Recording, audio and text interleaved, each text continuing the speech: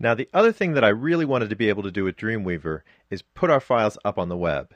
So let's go over to our Files panel, and this button all the way over on the right will expand our Files panel up so we can see both sides here. Now, the right side is our local files that we have on our machine, and the left side represents the remote files on our server.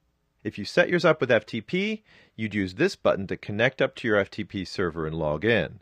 But since we used a network connection to test our files out, I'll just click refresh, and it should show at the top of the panel our blank folder that we created as our test FTP server. Once you've got both sides up, Dreamweaver can easily manage the file placement from one side or the other. For instance, if I just wanted to publish my HTML page, I could click on my Flash site HTML and just hit the Put button here. It'll ask me if I want to put dependent files, and I can go ahead and click Yes for that. And it should go and find anything that the HTML needs, which is mainly our Swift file. What Dreamweaver can't do is look inside the Swift file and realize that we need some other files included in order for our Swift to work. With a normal FTP client, we'd have to go through each one of the files and figure out if we need it or not. For instance, I don't want to send my projector files up to the web. I've got one here for my Windows and one for the Mac. I also don't necessarily need to put up my FLA files either. Those aren't going to be required at all. I just need them to be able to make edits or changes. Now, I personally like to keep all my files in one folder. So let's see what Dreamweaver can do to help us out in managing which files go to the web and which files just stick around for my use in editing things later. I'm going to go back to our Site menu, and I'm going to choose Manage Sites.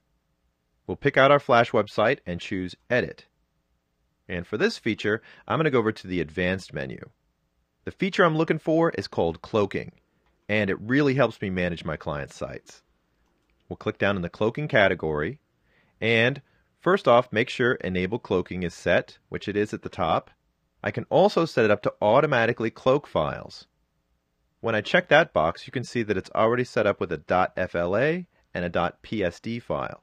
What that means is any file that has those extensions inside my site will not be automatically put up to the server.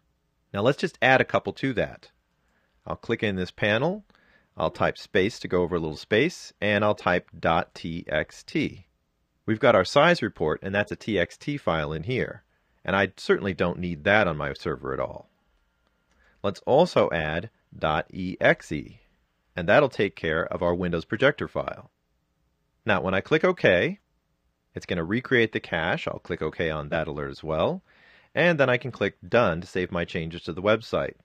And if we look over here at our website, you'll see that our FLA file and our exe file and the txt file all have a slash mark through them.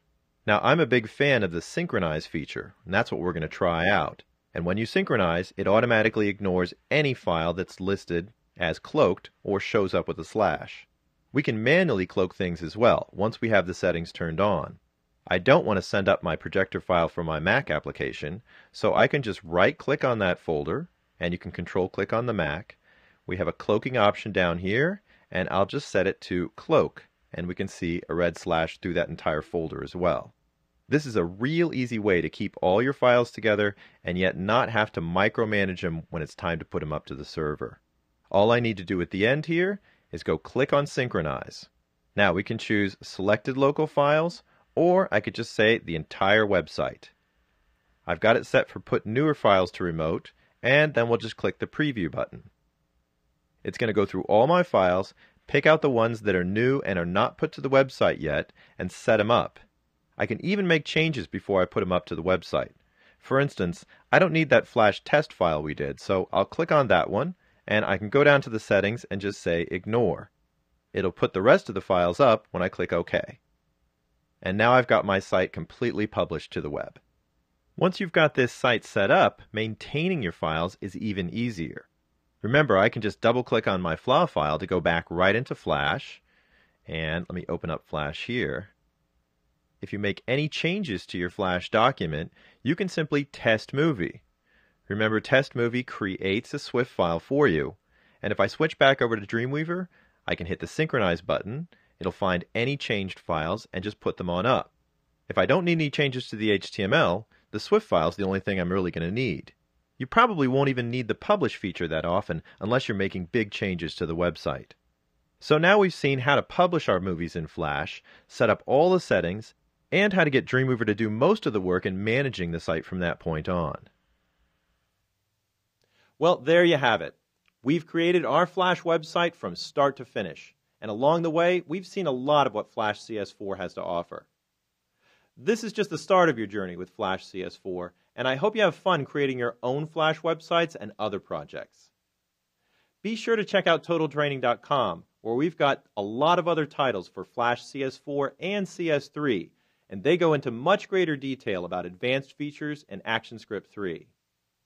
For now, I'm John Ulliman, and on behalf of the entire Total Training team, I want to thank you for watching, and happy flashing.